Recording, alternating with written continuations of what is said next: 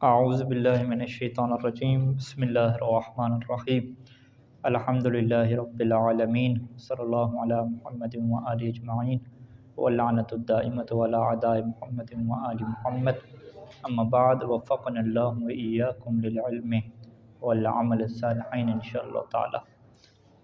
گفتگو ہماری شعر نمبر 10 میں چل رہی تھی اور یہ گفتگو تھی اسم کی علامات کے اوپر۔ 5 علامات جو ہے وہ مصنف نے ذکر کی تھیں۔ پہلی علامت جر کی تھی اور دوسری تنوین کی تھی۔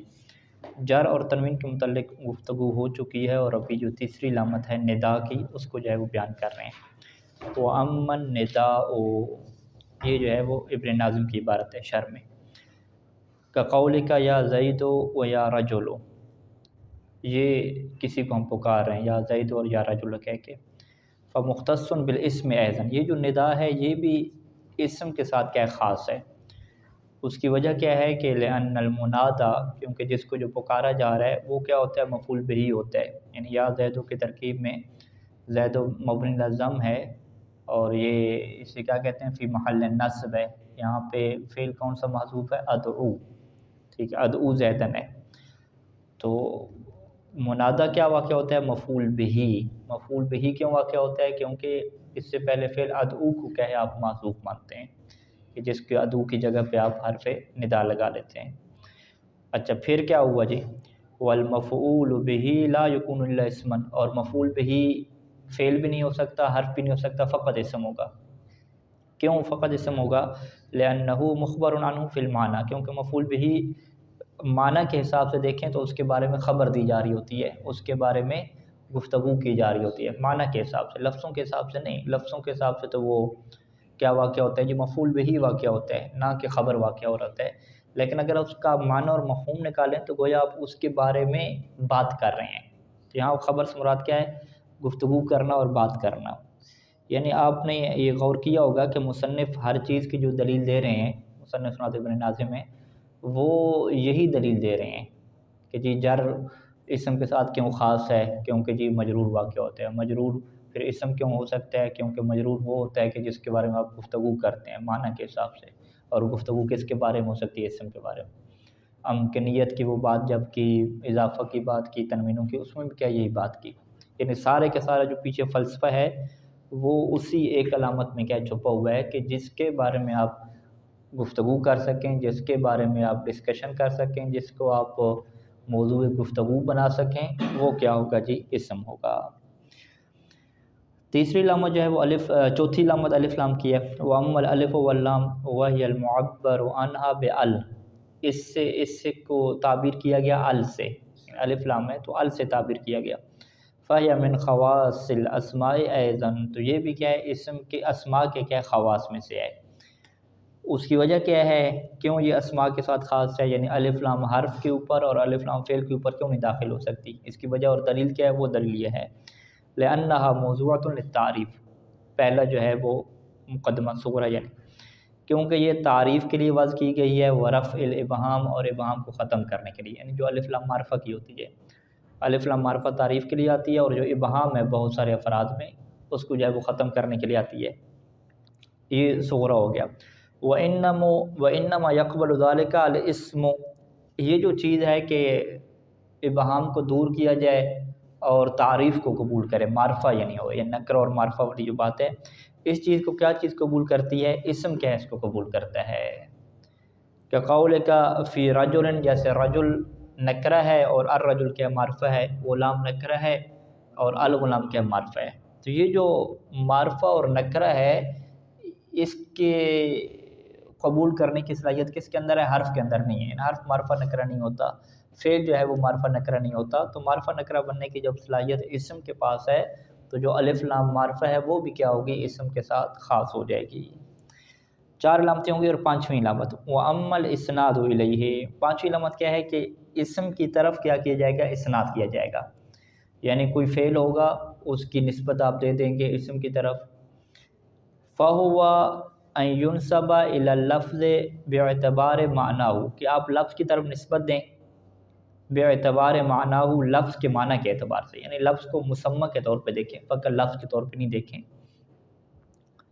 ما تتم بہل فائدہ کہ جس کے ذریعے سے پھر فائدہ کیا ہو جائے، تام ہو جائے۔ فائدہ تام ہونے کی تعبیر کس کے لیے استعمال ہوتی ہے؟ کلام کے لیے۔ یعنی اسناد الیہ ہم کسے کہتے ہیں کہ ایک لفظ ہو، اس کو بھی آپ معنی کے حساب سے دیکھیں اور اس کی طرف آپ نسبت دیں فعل کی، کسی بھی چیز کی نسبت دیں حدث کی۔ جب وہ آپ نسبت اس کی طرف دیں تو اس سے کیا نتیجہ نکلے کہ کلام بن جائے، ٹھیک ہے۔ تو یہ کیا ہوتا ہے؟ اسناد الیہ ہوتا ہے۔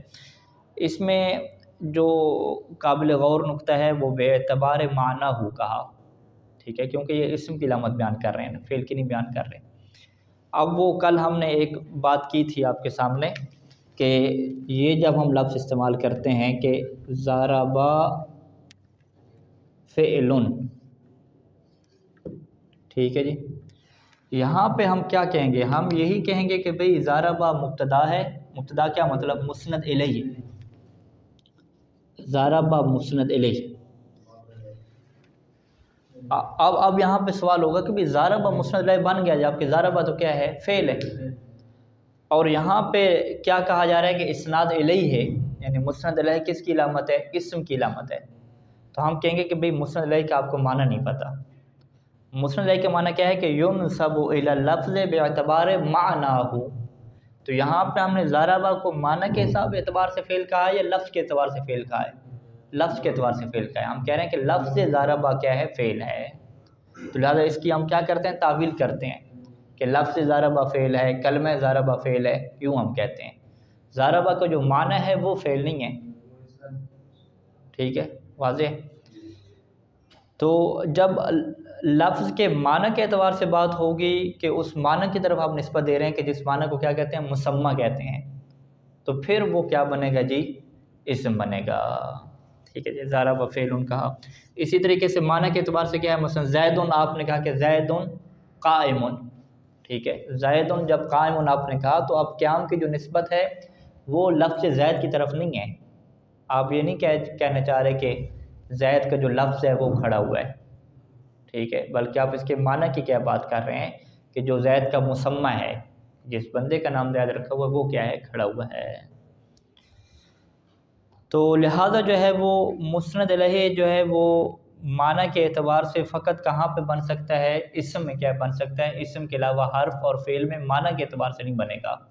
اگر آپ فعل یا حرف کو آپ مبتدا بنائیں گے، فعل یا حرف کو آپ مسند الیہ بنائیں گے تو وہ معنی کے اعتبار سے آپ نہیں بنائیں گے، وہ اس کے لفظ کے کیا اعتبار سے بنائیں گے۔ تو لفظ کے اعتبار سے مسند الیہ واقع ہونا یہ تو فعل میں بھی آ جاتا ہے، حرف میں بھی آ جاتا ہے، لیکن معنی اور مسمى کے اعتبار سے مسند الیہ واقع ہونا یہ فقط اور فقط کس کی خصوصیت ہے؟ اسم کی کیا خصوصیت ہے؟ کقولک زید قائم وعمر منطلق، ٹھیک ہے جی۔ تو زید اگر کھڑا ہوا ہے اور عمر نکل گیا ہے تو یہاں پہ لفظ کی بات نہیں ہو رہی کہ زید کا لفظ کھڑا ہے یا عمر کا لفظ کیا نکل گیا، بلکہ یہاں پہ مسمى کی بات ہو رہی ہے۔ وَهُوَ مِنْ خواص الاسماء، یہ خواص اسماء میں سے ہے۔ کیوں جی؟ دلیل نے اس بات کی، فإن الموضوع بالنسبت الیہ باعتبار مسماه، کیونکہ جو چیز واضح کی گئی ہے بالنسبت الیہ، بالنسبت الی الاسناد، اسناد کی نسبت سے جو موضوع واقع ہوتا ہے، ٹھیک ہے، یہ منطق میں ہم موضوع پڑھتے تھے نا، موضوع اور محمول، زید ان کو موضوع کہتے تھے، قائم ان کو محمول، یعنی اسناد کی نسبت سے جو موضوع واقع ہوتا ہے، موضوع کس اعتبار سے؟ بے اعتبار مسمہ، اپنے مسمہ کے اعتبار سے، اسم کے اعتبار سے نہیں، لفظ کے اعتبار سے نہیں، مسمہ کے اعتبار سے۔ اسم با مسمہ نہیں کہتے، مسمہ یعنی جو خارج میں ہے، اپنے مسمہ کے اعتبار سے جو موضوع واقع ہوتا ہے اسناد کے لیے، هو الاسم لا غیر، وہ فقط آپ کو اسم ہی نظر آئے گا، اسم کے علاوہ کوئی اور چیز نظر نہیں آئے گی۔ ضربا کا معنی کیا ہے؟ جو خارج میں بندہ مار رہا ہے، جو خارج میں ایک بندہ مار رہا ہے اس کو جو ہے وہ فعل، اسم اور حرف کیا ہے ہم نہیں کہتے، وہ ایک عمل ہے، ٹھیک ہے جی۔ اس عمل کو ہم اپنی زبان میں شاید فعل کہہ دیں، لیکن اس کو جو ہے وہ کلمہ، جو ہم اقسام کرتے ہیں نا کہ کلمہ کی 3 اقسام ہے، اسم، فعل، حرف، تو وہ خارج کے اعتبار سے ہم نہیں کرتے، ٹھیک ہے۔ جس طرح میں جو ہے وہ اسم نہیں ہوں، ٹھیک ہے، میں ایک خارج میں بندہ ہوں، ٹھیک ہے، انسان ہوں، مجھے جو میرا ایک عنوان بن رہا ہے وہ اسم بن رہا ہے، لیکن خود میں کیا ہے؟ میں اسم نہیں ہوں۔ اسی طریقے سے خارج میں جو ایکٹ ہو رہا ہے، جو کام ہو رہا ہے، وہ کام کیا فعل نہیں ہے، ٹھیک ہے، اس کو آپ جب لفظوں میں ڈالیں گے تو وہ لفظ کیا ہوگا، فعل ہوگا، کیونکہ آپ کلمہ کی تعریف میں کیا کہتے ہیں، اللفظ، ٹھیک ہے، قول المفرد کہتے ہیں نا، یا اللفظ المستعمل لمانت مفرد ہے، ایک مشہور تعریف، یا اللفظ بالقوت اور بالفعل جو کہ ابن ناظم نے کی. تو لہٰذا جو ہے وہ فعل، اسم اور حرف ان سب کا تعلق کس سے ہے، لفظوں سے ہے. جو خارج میں چیزیں ہوتی ہیں اس کو ہم نہیں کہتے فعل وغیرہ اور اسم وغیرہ اور یہ چیزیں، جو لفظ ادا ہوں گے اس کی کیا بات ہوگی. تو بس خلاصہ کلام کیا ہوا کہ جو آپ کسی کام کی نسبت دیتے ہیں جس بندے کی طرف، خارج کے اعتبار سے، مسمى کے اعتبار سے، موضوع کے اعتبار سے، وہ کیا فقط اسم ہو سکتا ہے، اسم کے علاوہ کوئی اور چیز نہیں ہو سکتی. یعنی اسم کا آپ مسمى نکالیں، مسمى کے اوپر آپ کیا کسی چیز کی کیا نسبت دیں، اس کے بارے میں گفتگو کریں. اور اسی چیز کو ابن ہشام نے شرح قطر النداء میں حدیث عنہ کے اعتبار سے کیا ہے، بیان کیا تھا کہ جس کے بارے میں کیا گفتگو کی جا سکے. اور وہاں پہ جب یہ بات آئی تھی کہ بھی ضاربہ فعل کیسے ہے، ضاربہ کے بارے میں گفتگو کر رہے ہیں، تو وہ کہا تھا کہ یہ ضاربہ کے بارے میں آپ گفتگو نہیں کر رہے، لفظ ضاربہ کے بارے میں گفتگو کر رہے ہیں. تو اس کو ابن ناظم نے کیا یہاں پہ واضح کیا کہ بھئی اسناد الیہ کا مطلب ہی کیا ہوتا ہے کہ بے اعتبار معنیٰ یا مسمى کے اعتبار سے جو چیز موضوع واقع ہوتی ہے، جس کے بارے میں آپ گفتگو کرتے ہیں، اس سے ہم کیا کہتے ہیں، مسند الیہ کہتے ہیں، نہ کہ لفظ کے اعتبار سے. لفظ کے اعتبار سے پھر فعل بھی موضوع واقع ہو جاتے ہیں، حرف بھی ہو جاتے ہیں. ٹھیک ہے آگا، یہ بات واضح ہے. اس کے اوپر دوبارہ غور و فکر کریں اور اس کو اچھے طریقے سے کیا بنائیں کہ بے اعتبار معنیٰ کا کیا مطلب ہے، بے اعتبار مسمى کا کیا مطلب ہے، اور یہ قید مصنف نے کیوں لگائی ہے. بے اعتبار معنیٰ کے مقابلے میں بے اعتبار لفظ ہی آتی ہے، بے اعتبار مسمى کے مقابلے میں کیا آتی ہے، بے اعتبار اسم آتا ہے. تو اسم اور لفظ کو اگر آپ رکھیں تو اس میں فعل اور حرف کیسے داخل ہو جاتا ہے. فعل اور حرف کو داخل کرنے کے لیے بے اعتبار معنیٰ اور بے اعتبار مسمى کی قید کیوں لگائی ہے. پھر اس کی اب خارج میں مثال دیں گے کہ قیام کی جو نسبت ہے، مارنے کی جو نسبت ہے، وہ خارج میں جو بندہ ہے اس کی طرف کیا ہوتی ہے، نہ کہ جو ہے وہ کس کی طرف ہوتی ہے، اسم کی طرف ہوتی ہے. اچھا جی، وقد عبر عن هذه العلامات، یا عبرہ، بلکہ عبرہ کا فاعل البیت المذکور بنا ہے. وقد عبر عن هذه العلامات البیت المذکور، ان 5 علامات سے تعبیر کیا گزشتہ شعر نے. وتقدیرہ، اور اس شعر کی جو تقدیر ہے وہ یوں بنے گی، حصل للاسم تمییز عن الحرف عن الفعل والحرف بالجر والتنوین والنداء وال ومسند. ٹھیک ہے، ان مصنف نے اس کو کیا ہے، جو عبارت یہاں پہ نکالی ہے اس کی ترکیب کیا بننی چاہیے ان کے مطابق. انہوں نے حاصلہ للاسم تمییز، حاصلہ کو فعل بنا کے تمییز کو اس کا کیا بنا دیا، فاعل بنا دیا، اور للاسم کو کیا ہے، حاصلہ کے متعلق کر دیا، اور بالجر کو بھی کیا ہے، حاصلہ کے یہاں پہ متعلق کر دیا.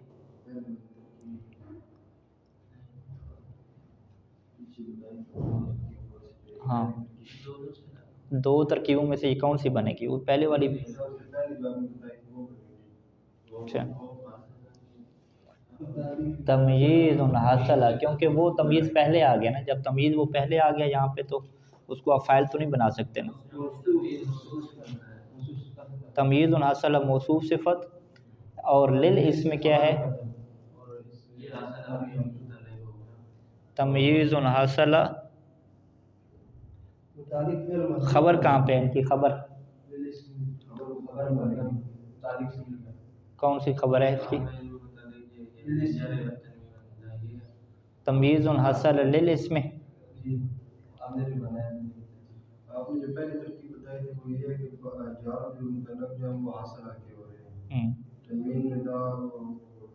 پھر خبر کیا بنے گا، خبر کہاں ہے، خبر مقدم نہیں، یعنی کون سی خبر مقدم ہے، للاسم. للاسم پھر یہ متعلق للاسم حاصلہ کے متعلق نہیں ہوگا، للاسم محذوف کے متعلق ہوگا. ہاں، محذوف کے متعلق کریں گے تو تب یہ کیا بنے گا، خبر مقدم بنے گا.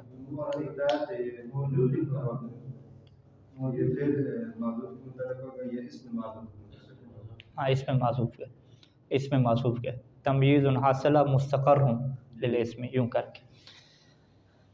اچھا، یہ تو بات واضح ہمارے لیے. جو اصل اس میں ایک بات ہے کہ اس شعر کے اندر جو لفظ ہے نا، اس کی کیا ہم یہاں پہ وضاحت کر رہے ہیں. وَمُسْنَدٍ، ٹھیک ہے، اے والاسناد الیہ، یعنی شعر کے اندر لفظ کیا تھا؟ وہ مسندن تھا. وہ مسندن للاسم، کہ اسم کے لیے مسند ہوتا ہے. یہ شعر میں تھا نا. مصنف اس کی کیا تشریح کر رہے ہیں؟ ابن ناظم یہ کہہ رہے ہیں کہ وہ مسندن کا مطلب یہ ہے کہ والاسناد الیہ، یہ جی اس کا مطلب ہے. تو ہم کہتے ہیں وہ کیسے آپ نے مطلب نکالا اسناد الیہ؟ ہم تو سیدھا کیا ترجمہ کر رہے تھے کہ جی اسم کے لیے مسند ہوتا ہے. اسم کے لیے مسند ہوتا ہے تو یعنی اسم کیا ہوتا ہے؟ خود مسند لہ ہو جاتا ہے، اس کا ایک الگ سے مسند ہوتا ہے. لیکن مسند کہتے ہیں نہیں، اس کا مطلب کیا ہے؟ اسناد الیہ ہے. تو مسند پھر کس معنی میں کہتے ہیں کہ فاقام اسم المفعول مقام المصدر. مسند اسم مفعول ہے تو اس اسم مفعول کو جو مصدر ہے اسناد اس کی جگہ پہ رکھا. یعنی اصل میں لفظ یہاں پہ کیا تھا؟ اسناد تھا.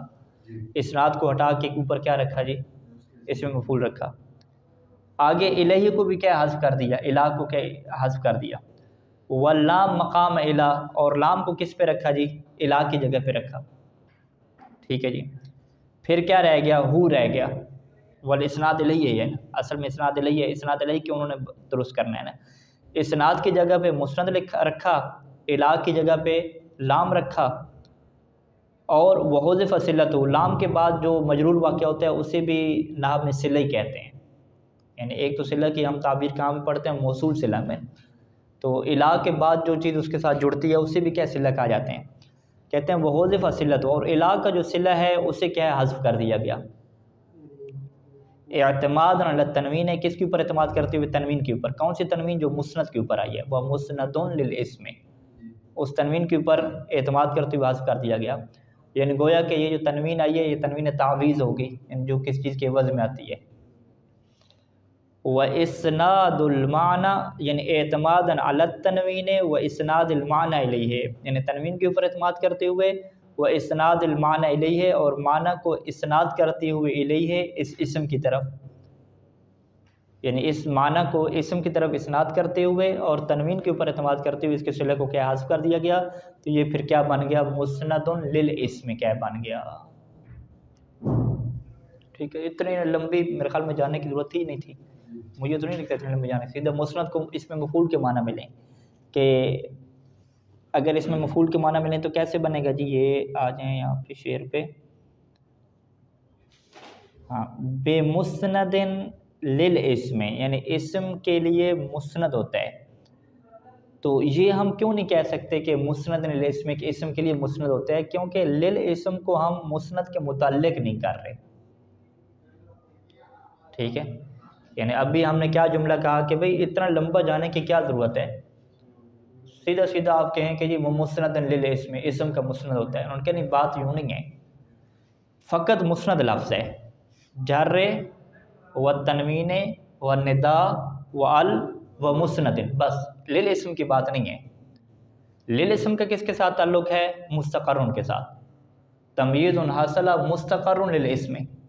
للاسم کا فقط مسند کے ساتھ کیا تعلق نہیں ہے. جب مسند کے ساتھ تعلق نہیں ہے تو پھر آپ اسے نہیں کہہ سکتے کہ یہ جو ہے وہ سیدھی سیدھی بات تھی، یہ اسم کا مسند ہوتا ہے. اسم کی مسند کی بات ہی نہیں ہو رہی. یہ پورا آپ شروع سے پڑھیں نا کہ جار تنوین ندا ال اور مسند، اس کے ذریعے سے کیا ہوتی ہے؟ حاصل ہوتی ہے. کون سی تمیز اس کے ذریعے سے حاصل ہوتی ہے؟ اس کے ذریعے سے حاصل ہونے والی تمیز ہوتی ہے اسم کے لیے. یہ معنی کیا بن رہا ہے؟ تو لہٰذا جب مسند کی بات آ رہی تو اسم تو مسند واقع نہیں ہوتا. یعنی اسم مسند بھی واقع ہو سکتا ہے لیکن اسم کے لیے وہ علامت نہیں ہے مسند ہونا. مسند تو فعل بھی واقع ہو سکتا ہے. تو لہٰذا یہاں پہ ضرورت ہے کہ پھر مسند کی کیا ہے؟ تعویل کی جائے. تو مسند کی ہم کیا کریں گے؟ ہم کہیں گے کہ یہاں مسند اسناد الیہ کے معنی میں ہے. یعنی اصل عبارت کیا تھی؟ بالجر والتنوین والندا والاسناد الیہ، یہ تعبیر تھی اصل میں. پھر اسناد الیہ مسند کیسے بنا؟ اسناد کی جگہ پہ مفعول کو رکھا، الہ کی جگہ پہ کیا ہے؟ لام کے اوپر للاسم لگایا، اور اس کے بعد کیا کیا جی؟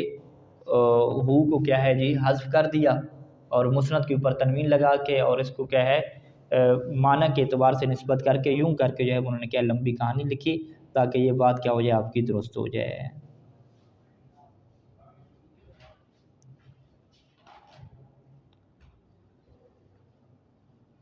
اچھا جی، وَلَمَّا فَرَغَ مِن ذِكْرِ عَلَامَاتِ الْأَسْمَاءِ أَخَذَ فِي ذِكْرِ عَلَامَاتِ الْأَفْعَالِ، جب اسماء کی علامات سے جو ہے وہ مصنف فارغ ہوئے ناظم، تو انہوں نے جو ہے وہ اخذ افعال شروع میں سے شروع کیا افعال کی علامات کو، فقال، اور یہ شعر کہا، بتا فعلت و اتت و یفعلی ونون اقبلن فعل ینجلی۔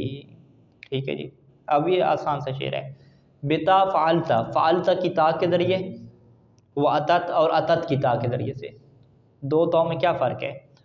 جو فعلت کی تا ہے وہ ضمیر فاعلی ہے، فاعل واقعہ ہو رہی ہے، اور جو اتت، اتا فعل ہے نا، اتت یہ مؤنث کا صیغہ ہے۔ ضربت جیسے ہے، ضربت میں جو تا ہوتی ہے وہ کیا کہلاتی ہے؟ ضمیر فعلی کہلاتی ہے نہیں کہلاتی؟ وہ فاعل کی ضمیر نہیں کہلاتی، وہ علامت تانیث کہلاتی ہے، اور اس کے اندر جو ضمیر ہوتی ہے یا کی وہ کیا ہے؟ اس کا فاعل بنتی ہے۔ تو لہٰذا یہ دو تا کے الگ طرح سے ہیں۔ فعلتا کی جو تعبیر استعمال کی وہ ضمیر فاعلی کو بتانے کے لیے، یعنی وہ تا جو فاعل کی ضمیر واقعہ ہوتی ہے، چاہے وہ مخاطب کے لیے واقعہ ہو یا متکلم کے لیے واقعہ ہو، وہ اس میں کیا شامل ہو جائے گی۔ یعنی فعلتا کو یہاں پہ ایک آپ کہیں کہ مثال اور کنائے کے طور پہ ذکر کیا تاکہ یہ بتائیں کہ ہماری مراد ضمیر سے، تا سے مراد کون سی ہے؟ ضمیر فاعلی مراد ہے، وہ مخاطب کی بھی ہو سکتی ہے، متکلم کی بھی ہو سکتی ہے۔ اور اتت میں جب تا کا ذکر کیا تو کہا کہ یہ تا جو علامت تانیث واقع ہوتی ہے، تا ساکنہ جو علامت تانیث واقع ہوتی ہے، وگرنہ مسلمتن اور کیا ہے وہ عائشتن، اس میں بھی تا علامت تانیث ہے، لیکن یہ تا کیا ہے؟ ساکنہ نہیں ہے، بلکہ یہ تا کیا متحرک ہے، ٹھیک ہے، اور یہ وہ تا طویل والی ہے ہی نہیں، تا مربوطہ ہے، کول والی تا ہے، ٹھیک ہے۔ وَيَفْعَلِي، افعلی کی یا، یعنی یا مضاف ہو رہا ہے افعلی کی طرف، افعلی کے لفظ کی طرف مضاف ہو رہا ہے۔ یفعلی یعنی افعلی کے آخر پہ کیا آ رہی ہے؟ یا آ رہی ہے۔ یہ یا کون سی ہوتی ہے؟ اضربی میں جو یا آتی ہے،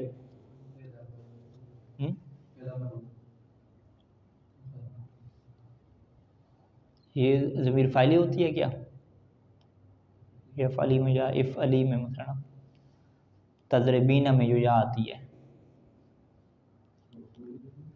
نہیں تضرب، یہ اس کے سیغے بنائے نا مخاطب کے، تضرب و تضربان تضربون، آگے سیغہ کیا آتا ہے؟ ضمیر مخاطبہ ہوتی ہے تضربین میں، ضمیر مخاطبہ کہتے ہیں نا اسے، یا مخاطبہ، ٹھیک ہے، یا مخاطبہ فاعلی کی ضمیر ہوتی ہے نا، یا مخاطبہ۔ تو یہ جو یا مخاطبہ ہے، یعنی افعلی کی جو یا مخاطبہ ہے، یہ کس کی علامت بنتی ہے؟ فعل کی علامت بنتی ہے۔ ایک یا ہمارے پاس کیا ہے؟ یا مخاطبہ سے ہٹ کے ہوتی ہے نا، مثلا غلامی کی جو یا ہے، ٹھیک ہے جی، جاءنی، یہ یا مفعولی واقع ہو رہی ہے، جاءنی، یہ جو یا مفعولی واقع ہو رہی ہے جاءنی میں، اسی طریقے سے غلامی کے اندر یا لگ گئی، ٹھیک ہے، جو یا متکلم جسے ہم کہتے ہیں، ٹھیک ہے، یہ جو ہے وہ فعل کی علامت نہیں بنتی، کیونکہ یہ غلامی جو اسم ہے، کتابی، قلمی، یہ اسم کے اوپر بھی آ گئی ہے نا۔ جو یا فعل کی علامت بنتی ہے اسے کیا کہتے ہیں؟ یا فعلی مخاطبہ، ٹھیک ہے، یا جو فاعل کی ہو اور مخاطبہ کی ہو وہ علامت بنتی ہے کس کی جی؟ فعل کی۔ کتنی علامتیں ہوں گی؟ 3 علامتیں ہوں گی نا، بتا فعلت و اتت، تا جو ہے وہ ضمیر فاعلی جو تا ہے، دوسرا جو ہے وہ علامت تانیث جو تا ساکنہ ہے، تیسری جو ہے وہ یا مخاطبہ ہے، ٹھیک ہے، یا ساکن مخاطبہ، یعنی وہ بھی فاعلی ضمیر۔ اور جی نون و نون اقبلن، اقبل اس سے آپ بنا لیں فعل امر، اقبل یقبل اقبالا سے اقبل فعل امر، فعل امر کے اوپر کیا ہے؟ نون تاکید لگائیں، ٹھیک ہے، اقبلن، نون تاکید ثقیلہ لگائیں، تو یہ جب نون تاکید اس کے اوپر لگتی ہے چاہے خفیف ہو یا ثقیلہ ہو، یہاں پہ کیا ہے؟ ثقیلہ لگائی ہے، تو یہ چوتھی علامت بن جائے گی۔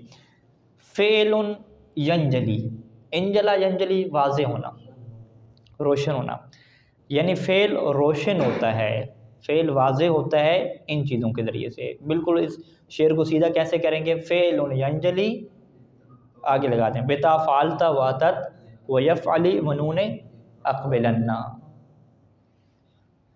اور ترکیب آپ کیسے کریں گے؟ با کو جارہ بنائیں گے، بتا فعلتا ہے نا، تا جو ہے وہ مجرور ہے اور یہ آگے کیا ہو رہا ہے؟ مضاف ہو رہا ہے فعلتا کی طرف، فعلتا کی تا نا۔ اور اگر کوئی پوچھے کہ بھی فعلتا تو فعل ماضی ہے، یہ کیسے مجرور واقع ہوگا؟ تو آپ کیا کہیں گے کہ لفظ فعلتا، یہاں پہ تعویل کیا ہوتی ہے؟ لفظ فعلتا، کہ لفظ فعلتا کی تا، بتا لفظ فعلتا، یوں اس کو لفظ کے طور پہ لیتے ہیں، فعل کے طور پہ نہیں لیتے۔ بتا فعلتا و اتت، اتت یہ عطف ہو رہا ہے کس کے اوپر؟ فعلتا کے اوپر۔ ویفعلی میں واو عطف ہے، اور ویفعلی کا نا یہ یا کا عطف کس کے اوپر ہوگا؟ تا کے اوپر ہوگا، ٹھیک ہے؟ یفعلی یعنی افعلی کی یا، ٹھیک ہے جی۔ اچھا یہ جار مجرور کس کے متعلق ہوگا؟ آگے ونون اقبلنا، آگے نون بھی کیا ہو رہا ہے؟ مضاف ہو رہا ہے، اور اقبلنا کیا ہے؟ مضاف الیہ ہے۔ یہ مضاف الیہ بھی کیا ہے؟ افعلی کے اوپر کیا ہو رہا ہے؟ افعلی کے اوپر عطف ہو رہا ہے؟ نہیں، یہ تا کے اوپر کیا عطف ہو رہا ہے؟ بتا ویا ونون اقبلنا، یوں ہو جائے گا۔ یہ اسی کیا ہے؟ یا کے اوپر عطف ہوگا، یہ ونون اقبلنا، یہ یفعلی کے اوپر عطف ہوگا، یفعلی کے اوپر، اور یہ یفعلی ہے یا یہ بتا کے اوپر کیا ہوگا؟ عطف ہوگا۔ تو یہ جار مجرور کس کے متعلق ہوگا جی؟ ینجلی کے کیا متعلق ہو جائے گا، ٹھیک ہے جی۔ آگے فعل کو کیا کہیں گے؟ فعل ینجلی مبتدا، ٹھیک ہے جی۔ فعل کیا ہے؟ مبتدا ہو جائے گا، اور ینجلی اس کی کیا ہو جائے گی؟ خبر ہو جائے گی۔ فعل کو فاعل نہیں کہہ سکتے کیونکہ فاعل پہلے نہیں آتا، ٹھیک ہے؟ زید ضاربہ میں، ضاربہ زید میں، زید ضاربہ کا فاعل تھا، لیکن جیسے زید کو پہلے رکھیں گے تو یہ کیا بن جائے گا؟ مبتدا بن جائے گا۔ ینجلی فعل کہیں گے تو یہ اس کا فاعل بنے گا، لیکن فعل ینجلی کہیں گے تو یہ پھر مبتدا واقع ہو جائے گا۔ تو سیدھی عبارت وہی ہے کہ فعل ینجلی بتا فعلتا واتت ویفعلی ونون اقبلنا۔ اے یعرف الفعل، یعنی ینجلی کی جو ابن ناظم نے وضاحت کی کہ یعنی یعرف الفعل، یعنی فعل کی پہچان ہو جاتی ہے، وینجلی امرہ، اور اس کا معاملہ واضح ہو جاتا ہے۔ کیسے؟ بالصلاحیت ہے کہ جب اس کے اندر صلاحیت پیدا ہو جاتی ہے، لدخول تاء ضمیر المخاطب، کہ جب اس کے اوپر ضمیر مخاطب کی تا لگتی ہے، لدخول تاء ضمیر المخاطب علیہ علی الفعل، ٹھیک ہے جی۔ کہ قول کا فی فعل فعلتو، جیسے فعل میں آپ کہتے ہیں فعلتو، فعلتو میں جو تا لگی یہ ضمیر مخاطب ہے کیا؟ ہاں، یہ ضمیر کیا ہے؟ متکلم ہے نا فعلتو کی۔ تو اسی وجہ سے جو ہے وہ اس حاشی میں آپ نیچے پڑھیں گے کہ انہوں نے کیا کہا کہ ابن ناظم کو ضمیر مخاطب نہیں کہنا چاہیے تھا، بلکہ کیا کہنا چاہیے تھا؟ کیا لکھا ہوا ہے؟ بتاء ضمیر الفاعل، وہ اسے کیا کہتے ہیں کہ ضمیر فاعل کی جو تا ہوتی ہے نا اس کے ذریعے سے، تاء ضمیر المخاطب کی جگہ پہ کیا لکھتے؟ تاء ضمیر الفاعل، یہ تعبیر لکھتے تو پھر ان کی یہ مثالیں کیا درست بیٹھتی، ٹھیک ہے؟ یہ حاشی میں یہ بات نوٹ لکھی ہوئی ہے نا، تو وہ درست نوٹ ہے۔ تو لہذا جو ہے وہ آپ کہیں کہ جی فی فعل کو ہم فعلتا پڑھ لیتے ہیں تاکہ مخاطب ہو جائے، تو آپ کے فعلتا پڑھنے کی ضرورت نہیں ہے، فعلتو پڑھیں اور اس کے اندر کیا چینجنگ کریں۔ وفی لستا ذاہباً، ہاں وفی لیسا لستا ذاہباً، ٹھیک ہے؟ تو اگر جو ہے وہ ابن ناظم جو ہے وہ فعلتا پڑھ رہے ہوں گے پھر تو ان کی عبارت ٹھیک ہے کیونکہ وہ فعلتا کی کیا بات کر رہے ہیں، لیکن اگر اسے ہم فعلتو پڑھیں، ٹھیک ہے، تو پھر وہ ضمیر مخاطب والی تعبیر درست نہیں ہوگی، بلکہ کیا تعبیر لے کر آنی پڑے گی؟ ضمیر فاعل کی۔ اچھا لیسا میں لست ذاہباً کہا، تو اب لیسا کو ہم کیا کہیں گے؟ فعل کہیں گے؟ اسم کہیں گے؟ ہم کہیں یہ فعل ہے کیونکہ اس کے اوپر کہتا داخل ہو گیا۔ تبارکہ میں آپ کیا کہتے ہیں؟ تبارکتا یا رحمان، تو تبارک میں کیا ہے؟ فعل ہو گیا کیونکہ تبارکتا ہو گیا، تو یہ پہلی علامت ہوگی کہ تا ضمیر فاعلی، تا ضمیر فاعل ہے۔ دوسری علامت کیا ہے؟ بتاء تانیث ساکنہ، کہ تا تانیث ساکنہ ہو، تا تانیث کے لیے ہو اور وہ بھی ساکن، ٹھیک ہے؟ یہ بھی فقط کیا ہے؟ فعل کے ساتھ خاص ہے۔ کہ قول کا فی اقبل، نہیں اقبلا فعل ماضی بنے نا. اقبلا میں آپ کیا کہتے ہیں؟ اقبلت ساکنہ لگا دی. عطا میں آپ کیا کہتے ہیں؟ اتت. ٹھیک ہے، 3 علامتیں ہوں گی. او یا المخاطبہ، افعلی میں کیا یا مخاطبہ کا. ٹھیک ہے، یا مخاطبہ کی تعبیر کیوں استعمال کی؟ فقط یا کی تعبیر کیوں نہیں استعمال کی؟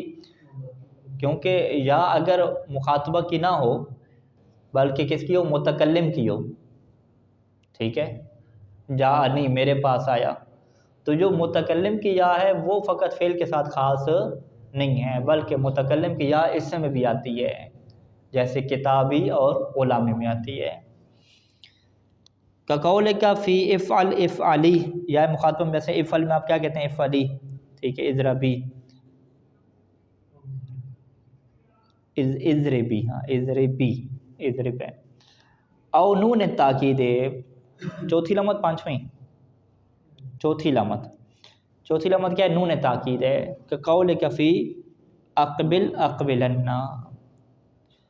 اچھا جی، فمتا حسن فی الکلمۃ شیء من هذه العلامات المذکورہ، متا جب بھی حسن اچھا ہو جائے، درست ہو جائے کسی بھی کلمہ میں، شیء من هذه العلامات المذکورہ، ان مذکورہ علامات میں سے کوئی چیز بھی کیا اگر درست بیٹھ جائے تو علماء تو پھر اس بات کا یقین ہو جائے گا کہ انہا فعل، کہ وہ کیا ہے جی؟ فعل ہے.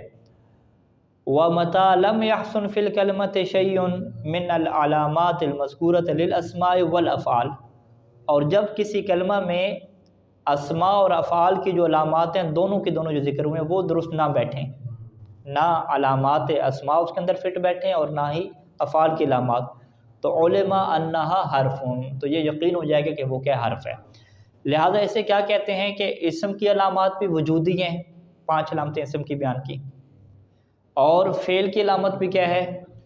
وجودی ہے، لیکن حرف کی علامت کیا ہے؟ عدمی ہے. عدمی یعنی نہ ہونا. یعنی آپ سے کوئی پوچھ بھی حرف کی علامت کیا ہے، آپ کے حرف کی علامت یہ ہے کہ نہ اس کے اندر اسم کی علامت ہو، نہ اس کے اندر فعل کی علامت ہو. تو اس وجہ سے لم یاسن تعبیر کی، ادھر حسنہ کی تعبیر استعمال کی، اور فعل کے جب حرف کی بات آئی تو لم یاسن کی تعبیر استعمال کی.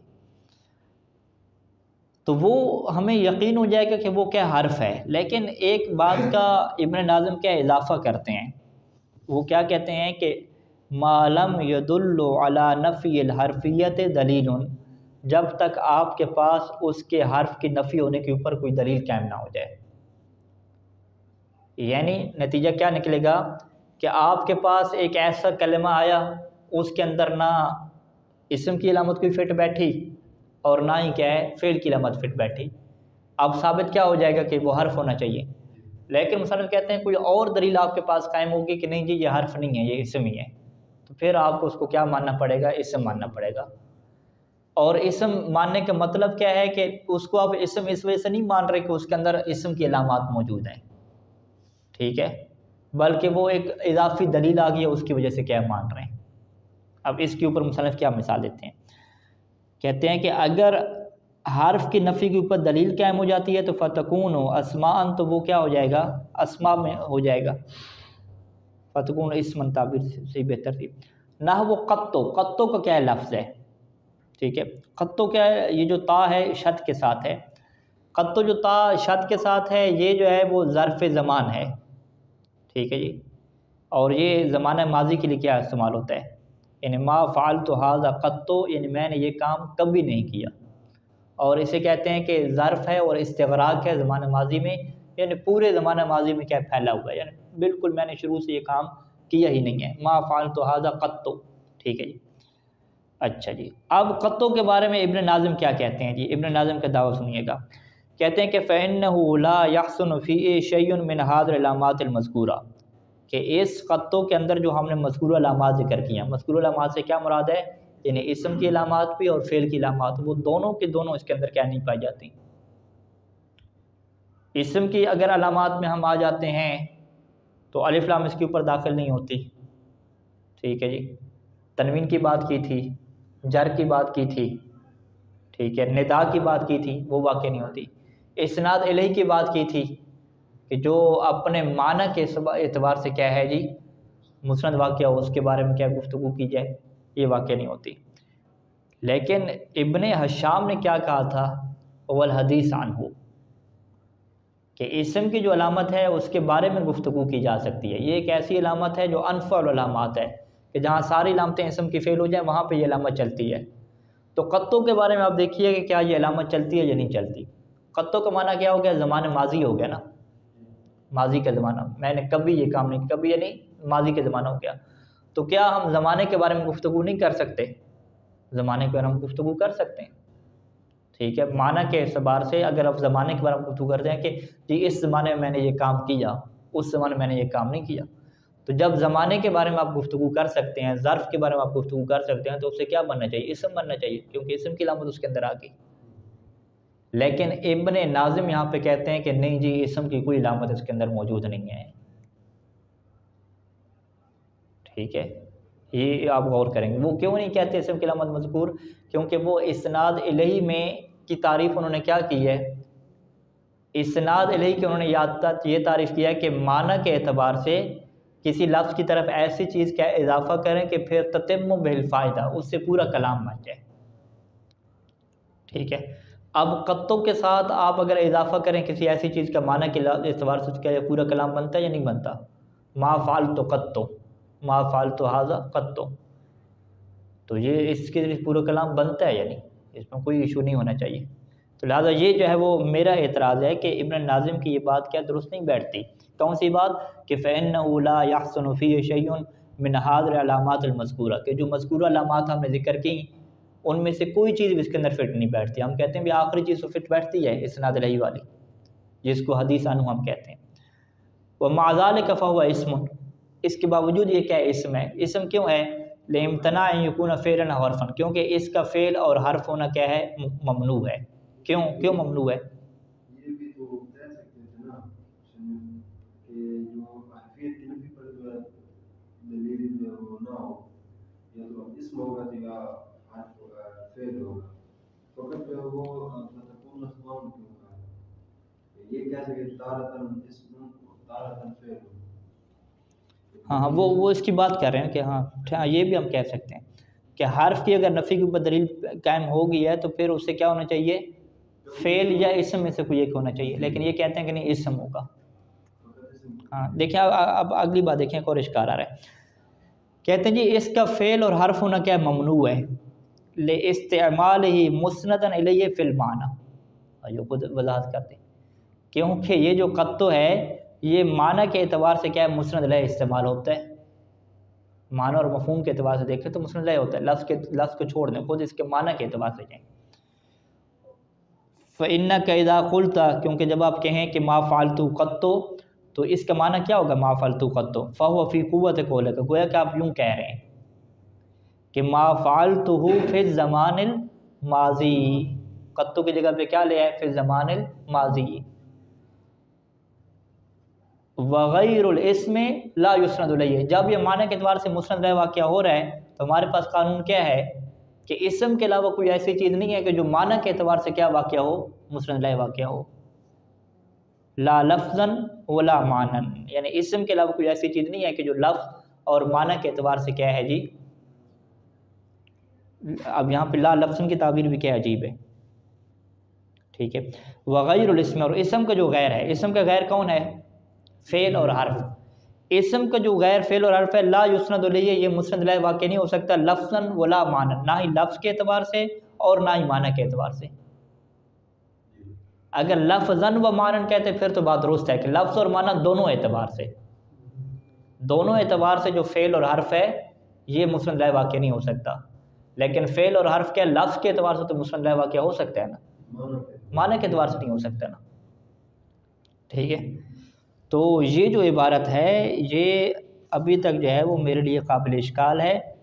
اس کے اندر کیا ہے؟ بات واضح نہیں ہوگی. میں ایک دفعہ پھر بیان کر سکتا ہوں، آپ پھر مباحثہ اس کا کریں، پھر آپ کے مجھے بتائیں کوئی دفاع ہوا یا نہیں ہوا. یعنی ابن ناظم کیا کہتے ہیں جی؟ قطو ہم لفظ کو لے کر آتے ہیں جو زمانہ ماضی کے معنی میں ہے. ٹھیک ہے جی، اور پھر کہتے ہیں یہ قطو کے اندر کوئی علامت موجود نہیں ہے، نہ اسم کی کوئی علامت موجود ہے نہ حرف کی علامت موجود ہے. پھر اسے حرف ہونا چاہیے تھا. کہتے ہیں نہیں جی اس کے حرف کی نفی کے اوپر دلیل ہمارے پاس موجود ہے. وہ حرف کی نفی کے اوپر دلیل کیا موجود ہے؟ دلیل کیا دیتے ہیں؟ کیونکہ جی یہ معنی کے اعتبار سے مسند لہ بن جاتا ہے. ہم کہتے ہیں جب معنی کے اعتبار سے مسند لہ بنتا ہے وہ تو آپ نے اوپر ذکر کیا ہے کہ معنی کے اعتبار سے جو چیز مسند لہ واقع ہوتی ہے وہ کیا ہوتی ہے؟ اسم ہوتی ہے. تو پس ثابت ہو گیا کہ اسم کی علامت اس کے اندر موجود ہے. جب اسم کی علامت موجود ہے تو پھر آپ اس کو سیدھا کہیں کہ بھی اسم کی علامت اس کے اندر آ گئی ہے، نہ کہ آپ یہ کہیں کہ اس کے اندر نہ اسم کی علامت ہے اور نہ فعل کی علامت ہے. یہ پہلا اشکال ہو گیا. اور دوسرا اشکال ہی جو آخری عبارت ہے کہ وغیر الاسم لا یسند الیہ لا لفظ ولا معنی، یہ والی عبارت کہ اسم کا غیر دو چیزیں ہوتی ہیں، فعل اور حرف. وہ کہتے ہیں کہ فعل اور حرف جو ہے وہ مسند علیہ واقع نہیں ہو سکتا، نہ لفظ کے اعتبار سے اور نہ ہی معنی کے اعتبار سے. ہم کہتے ہیں لفظ کے اعتبار سے تو واقعہ ہوتا ہے نا، ضارب فعل لفظ کے اعتبار سے مسند علیہ واقعہ ہو گیا، مبتدا واقعہ. اور اس کی ترکیب کیا کریں گے؟ ضارب فعل، ضارب کو مبتدا کہیں گے، فعل کو اس کی خبر کہیں گے. تو مبتدا کس اعتبار سے کہہ رہے ہیں؟ لفظ کے اعتبار سے کہہ رہے ہیں. تو یہ دو باتیں کیا ہوگی؟ ابن ناظم کی محل اشکال ہو گئیں. اور اس کے اوپر بہترین شاید ہمارے پاس کیا ہے؟ وہ ابن حشام کا جو جملہ ہے کہ والحدیث عنہ، یہ جو انہوں نے آخری علامت بیان کی تھی کہ اسم ایک ایسی چیز ہے کہ جس کے بارے میں آپ گفتگو کر سکتے ہیں، ٹھیک ہے. اور اسے انفع علامات کہا کہ ہر جگہ پہ یہ علامت کیا فٹ بیٹھتی ہے. تو یہ قطو کیسے اس سے بچ جائے گا پھر؟ ٹھیک ہے. اس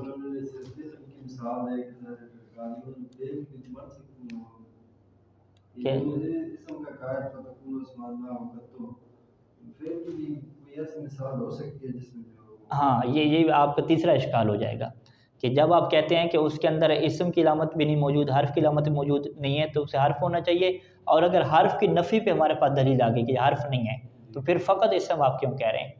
کبھی ہو سکتا ہے کہ وہ حرف بھی بن جائے، فعل بھی بن جائے.